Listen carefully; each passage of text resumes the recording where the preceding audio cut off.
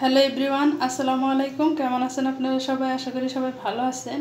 আমি টাঙ্গাইল থেকে বলছি সীমা। আপনারা দেখছেন আপনাদের পছন্দের ইউটিউব চ্যানেল। আবার হাজির হয়ে গেলাম নতুন আরেকটি এপিসোড নিয়ে। আজকে আমি করে দেখাবো মাছ ভাজি। মাছ ভাজি করার জন্য মাছটা আমি এইভাবে কেটে ভালো মতো দিয়ে পানি ঝরিয়ে নিছি। মাছটার কিন্তু পানি ভালো মতো ঝরিয়ে নিতে হবে। আর মাছটা এরকম করে কেটে নিছি, যেহেতু বড় মাছ মশলা কিন্তু ঢুকবে না এরকম করে না কেটে নিলে। আর এই প্লেটটা আমার ছোট, এই প্লেটে কিন্তু মাছটা মাখাইতে গেলে মশলাগুলো পড়ে যাবে, সেই জন্য একটা বড় বউলে নিয়ে নিব। আর আজকে মাছ ভাজিতে আমি কী কী উপকরণ দিচ্ছি সেটা এখন দেখিয়ে দিব।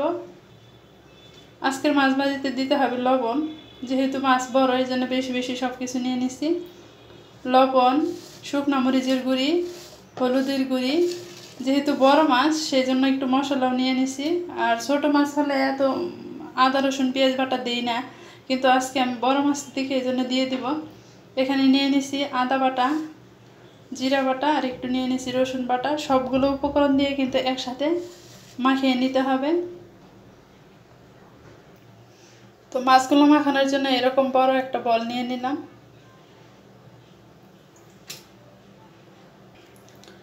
বলের মধ্যে মাছটা দিয়ে দেব। মাছটা দিয়ে তারপরে কিন্তু সবগুলো উপকরণ দিয়ে এখন মাখিয়ে নিতে হবে। তো কীভাবে মাখাতে হয় সেটা তো জানেনি। তা আমি এখন সবগুলো উপকরণ দিয়ে মাখিয়ে নেব। তো সবগুলো উপকরণ ঢেলে নিছি, এখন মাছটা মাখিয়ে নিব। তো মাখিয়ে নিতে গেলে এই যে মশলা যেন এদিক দিয়ে ঢুকে এইভাবে দিয়ে দিতে হবে। মাছটা ভালো মতো মাখিয়ে এদিক দিয়ে মশলা দিয়ে দিতে হবে। মশলা কিন্তু ভালো মতো না ঢুকলে ভাল লাগবে না। তো এখন আমি হাত দিয়ে ভালো মতো মাখিয়ে নেব।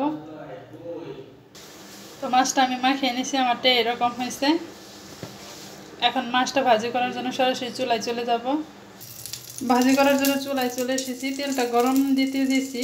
তেলটা গরম হয়ে গেলে আমি মাছটা দিয়ে দেব।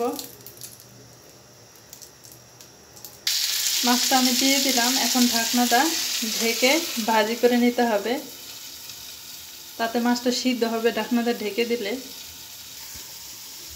তো মাছটা কিন্তু এক পিঠ হয়ে গেলে তারপরে আরেক পিঠ উল্টিয়ে দিতে হবে। এখন আমি উল্টিয়ে দেবো মাছটা। উল্টিয়ে দিয়ে আবার ঢাকনাটা ঢেকে ভাজি করে নিব। এক পিঠ আমার এরকম হয়ে গেছে মাছটা, এখন উল্টিয়ে দিলাম। আর আগে থেকে যেহেতু আমি তেলটা একটু কম দিয়েছিলাম সেই জন্য যে এখন আবার তেল দিয়ে দেব। এখন ঢাকনাটা ঢেকে আরও ভাজি করে নিতে হবে ও পিঠেও। মাছটা আমার ভাজি শেষের দিকে। মাছগুলোর তুলনায় ফ্রাইপ্যানটা ছোটো হয়ে গেছে। শেষের দিকে আর একটা দুইটা উল্টানি দিয়ে আমি নামিয়ে নিব। বারবার উল্টিয়ে দিচ্ছি আর কিন্তু তেল ঢেলে দিচ্ছি। তো এখন উল্টিয়ে দিলাম, দিয়ে নামিয়ে নিব।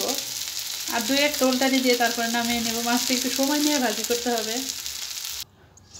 এই তো মাছটা আমি ভাজি করে চুলা থেকে নামিয়ে নিছি। আমারটা এইরকম হয়েছে, একদম মুচমুচে করে ভাজি করে নিলাম মাছটা। ভিডিওটা ভালো লাগলে অবশ্যই কিন্তু সাবস্ক্রাইব করবেন, আমার চ্যানেলের সাথেই থাকবেন। আর দেখেন এই যে মাছটা আমি কেটে নিয়েছিলাম বেশি গভীরতা করে, সেই জন্য এই যে ভিতরে মশলাটাও ঢুকে গেছে। পুরোপুরি মাথাটাও ভালো মতো সিদ্ধ করে নিছি, আস্তে আস্তে আছে ভাজি করে নিছি, সেই জন্য আমার পুরোপুরিটা মাছটা সিদ্ধ হয়ে গেছে।